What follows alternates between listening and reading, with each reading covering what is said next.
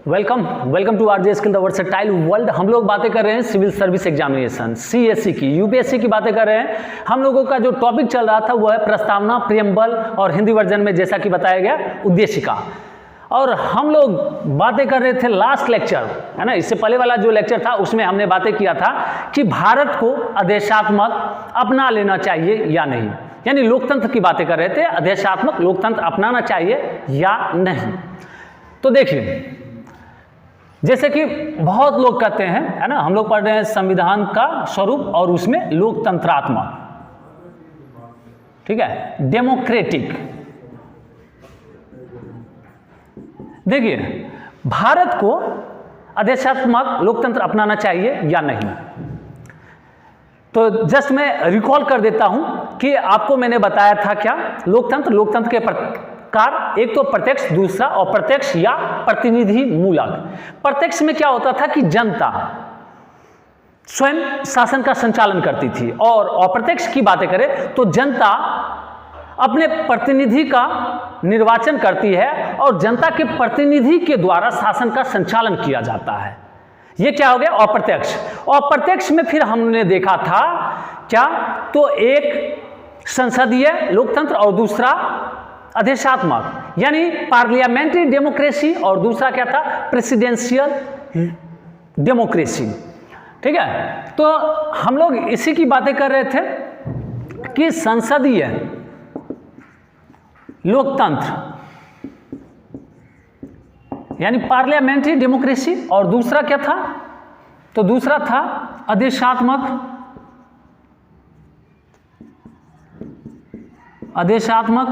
लोकतंत्र। तो जैसा कि मैंने बताया था कि संसदीय में क्या होता है कि विधायिका और कार्यपालिका के बीच सामंजस्य होता है।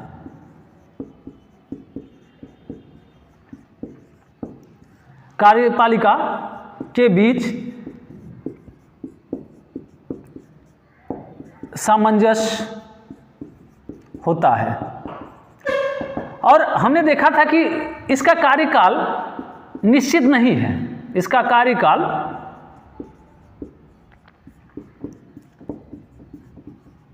निश्चित नहीं है। जैसा कि मैंने बताया था, लोग कह देते हैं कि मोदी जी 5 साल के लिए बन गए, तो ऐसा नहीं है ना। अविश्वास प्रस्ताव के साथ मोदी जी को हटाया जा सकता है, यानी यहां नहीं कह सकते कि मोदी जी अगर 5 साल के लिए बने हैं, ऐसा नहीं कहा जा सकता है, क्योंकि हो सकता है कि सरकार 6 महीने में ही गिर जाए, है ना। कुछ मान लीजिए मोदी जी गलत काम कर दिए, है ना, और यहां पे अविश्वास प्रस्ताव लाके, जो कि साधारण बहुमत से लाया जाता है, और मोदी जी को हटाया जा सकता है। तो यहां पे कार्यकाल क्या है, निश्चित नहीं है। इसके बाद अगर हम बातें करें तो यहां पे क्या होता है, संसदीय में नाम मात्र की और वास्तविक कार्यपालिका के बीच अंतर होता है। जैसे शासन का संचालन की अगर हम बातें करें तो राष्ट्रपति के नाम से चलता है, लेकिन सारे कार्य कौन करते हैं, प्रधानमंत्री करते हैं। यानी द्रौपदी मुर्मू जी का सिर्फ काम है सिग्नेचर करना, वास्तविक कार्य तो मोदी जी कर रहे हैं। और आदेशात्मक की बातें करें जो कि यूएसए में है, और संसदीय किस में है, ब्रिटेन और भारत में है। तो आदेशात्मक जो यूएसए में है, यहां पे क्या है ना कि बातें करें विधायिका, कार्यपालिका और न्यायपालिका तीनों अलग होते हैं, तीनों अलग होते हैं। यहां पे क्या होगा, आदेशात्मक में कार्यकाल निश्चित होता है। अगर मान लीजिए जो बाइडेन बने हैं तो वो 4 ईयर के लिए बन गए हैं, और यहाँ पे जो है ना, हटाना बहुत मुश्किल कार्य है, कार्यकाल निश्चित होते हैं। ठीक है, यहाँ पे नाम मात्र के और वास्तविक कार्यपालिका के बीच कोई अंतर नहीं होगा, मतलब जो बाइडेन ही सब कुछ है। ऐसा नहीं है कि जो बाइडेन काम करेंगे और सिग्नेचर कोई और करेगा, ऐसा नहीं है। आदेशात्मक में ये बातें नहीं है। तो ये हम लोगों ने पिछले लेक्चर्स में देखा भी था। और बातें क्या करने वाले थे, तो भारत को जैसे क्या होता है, राजनीतिक और अस्थायित्व आने की वजह से, जैसे आपने देखा होगा, है ना, महाराष्ट्र की सरकार, है ना, और बिहार में नीतीश की सरकार आप जानते होंगे, है ना। तो कभी नीतीश कभी लालू, मतलब ये उथल पुथल मस्ती रहती है ना। तो लोगों के बीच आया क्या, देखिए होता क्या है, इलेक्शन जब करवाए जाते हैं तो बहुत सारे खर्च होते हैं, है ना, और बहुत सारे खर्च होते हैं, वो सारा बोझ एक तरह से जनता पे ही लादा जाता है। ट्रांसपोर्टेशन का प्रॉब्लम रहता है, तो इन सब चीज़ों को देख के बार बार चुनाव करवाना ये सही नहीं माना जाता है। अब बार बार चुनाव होंगे, मान लीजिए एक सिंपल सी बात है कि आचार संहिता लागू है, और आचार संहिता लागू है तो उसमें ना कुछ रकम जो है कैश के तौर पे ले जाना संभव है, यानी ज़्यादा अमाउंट में कैश को नहीं ले जा सकते हैं, और कोई हॉस्पिटल में एडमिट है तो फिर प्रॉब्लम है। हाँ, वो दिखा के जा सकते हैं कि हॉस्पिटल में एडमिटेड हैं, लेकिन प्रॉब्लम तो होती है, ट्रांसपोर्टेशन का प्रॉब्लम होता है। तो इन सब चीज़ों को देखते हुए ये बोला जाता है कि हमें आदेशात्मक प्रणाली अपना लेनी चाहिए, आदेशात्मक लोकतंत्र जो है अपना लेना चाहिए। लेकिन आदेशात्मक लोकतंत्र अपना सकता है भारत या नहीं, इस पे बातें कर रहे थे। देखिए भारत में समस्या क्या है कि यहां पे गरीबी है, अशिक्षा है, जातिवाद है, सांप्रदायिकता है, तो यहां पे इसके वजह से अपनाना मुश्किल काम है। क्योंकि मान लीजिए कोई कट्टर व्यक्ति राष्ट्रपति बन गया, हो सकता है कट्टर व्यक्ति या तो मुस्लिम के विरोधी हो सकते हैं या फिर हिंदू के विरोधी हो सकते हैं, और वैसे व्यक्ति अगर राष्ट्रपति बन जाए तो फिर क्या होगा।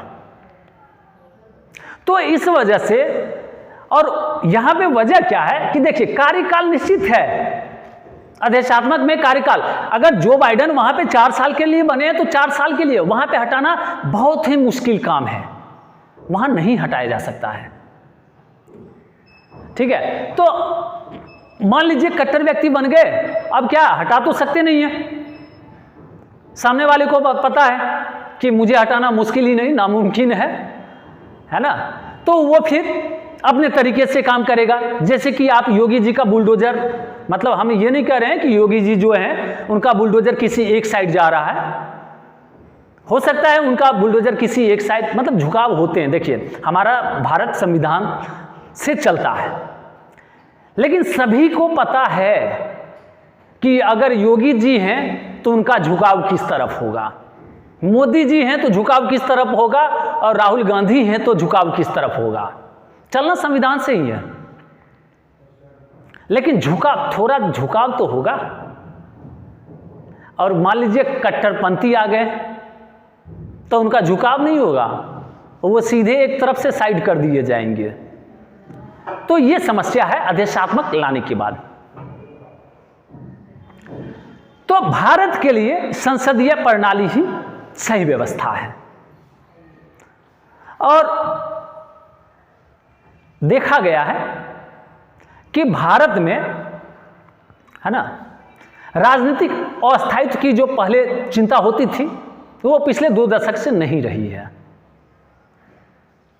बहुत बार ऐसा हुआ कि 2 महीने 6 महीने की सरकार बनी, गिर गई, है, तो वो चीजें अभी 2 दशकों से नहीं देखा जा रहा है। तो भारत के लिए संसदीय प्रणाली ही सही है, बस इतना कहना है। ठीक है, आदेशात्मक और संसदीय के गुण अवगुण की बातें करें तो गुण में आपने देखा कि विधायिका, समझिएगा बात, पहले संसदीय की हम गुण और अवगुण की बातें कर लेते हैं। संसदीय प्रणाली, संसदीय लोकतंत्र, सबसे पहले गुण की बातें कर लेते हैं। देखिए संसदीय में क्या होगा कि विधायिका और कार्यपालिका के बीच सामंजस्य होगा, विधायिका और कार्यपालिका के बीच सामंजस्य होगा। मतलब नियम कानून, देखिए मोदी जी यहां भी है और यहां भी है, तो क्या होना, कानून बनना आसान होगा और उसे संचालन करना भी आसान होगा। ठीक है, तो बीच सामंजस्य होगा।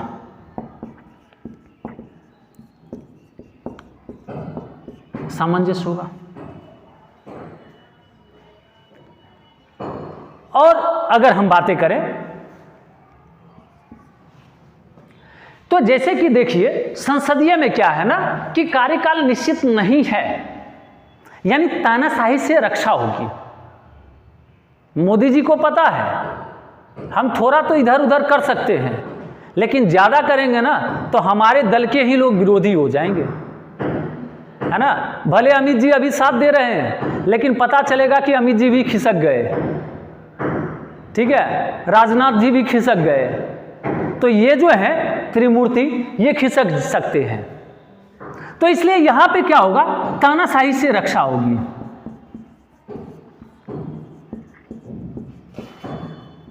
रक्षा होगी।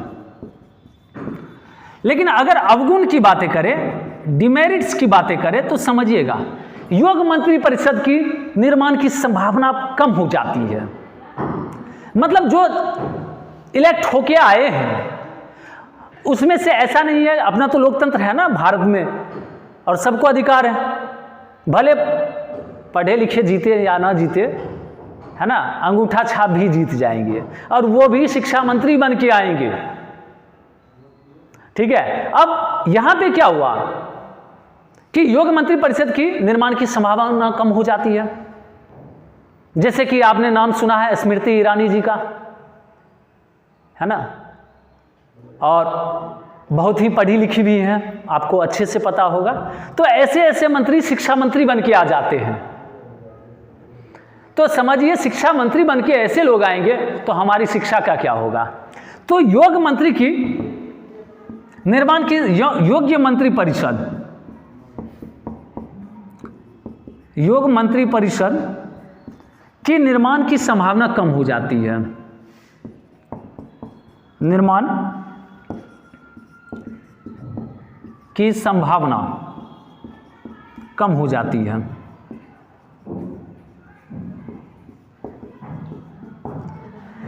देखिए ये संसदीय है। अगर अध्यक्षात्मक की बातें करें तो अध्यक्षात्मक में क्या होगा, आप देख रहे हैं कार्यकाल क्या है, निश्चित है। अब जो बाइडेन जी को पता है कि मुझे 4 साल तक कोई हटा नहीं सकता है ना, तो अध्यक्षात्मक के गुण और अवगुण देख लेते हैं। अध्यक्षात्मक लोकतंत्र, देखिए सबसे पहले गुण की बातें कर लेते हैं तो अच्छा लगता है। तो गुण की बातें करें तो यहां पे योग्य मंत्री परिषद की निर्माण की संभावना बढ़ जाती है, क्योंकि जो लोग कार्यपालिका में हैं वो विधायिका में नहीं है। और कांग्रेस की विधायिका आपको पता है, कांग्रेस यूएसए की विधायिका आपको पता है कौन है, कांग्रेस है ना, भारत की संसद है। तो अगर हम बातें करें तो कांग्रेस के सदस्य इसमें नहीं होंगे और कार्यपालिका के सदस्य विधायिका में नहीं होंगे, ठीक है। यानी विधायिका के सदस्य कार्यपालिका में नहीं और कार्यपालिका के सदस्य विधायिका में नहीं। यानी कहीं से भी यूएसए देखेगा कि अगर सबसे अच्छा अर्थशास्त्री है तो इसे ही फाइनेंस से रिलेट दिया जाए मंत्री परिषद। लेकिन अगर हम बातें करें मतलब जो सबसे पढ़ा लिखा आदमी होगा उसे शिक्षा मंत्री बनाया जाएगा, तो वहां पे क्या है, योग मंत्री परिषद की निर्माण की संभावना अधिक होती है। यानी योग्य मंत्री परिषद की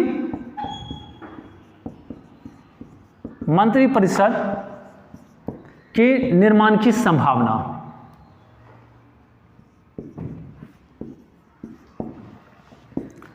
योग मंत्री परिषद की निर्माण की संभावना अधिक होती है, अधिक होती है। इसके बाद अगर हम बातें करें तो योग मंत्री परिषद की निर्माण की संभावना अधिक होती है, उत्तरदायित्व को सुनिश्चित करता है। राजनीतिक उथल पुथल नहीं होंगे कि आज बना और सरकार कल गिर गया। इसी वजह से तो मांग की जा रही थी कि भारत को अध्यक्षात्मक अपना लेना चाहिए। मेन रीजन यही था कि बार बार इलेक्शन होना, ठीक है। तो योग मंत्री परिषद की निर्माण की संभावना, और इसके बाद आप लिखेंगे क्या, राजनीतिक उत्तरदायित्व सुनिश्चित करता है। राजनीतिक उत्तरदायित्व सुनिश्चित करता है।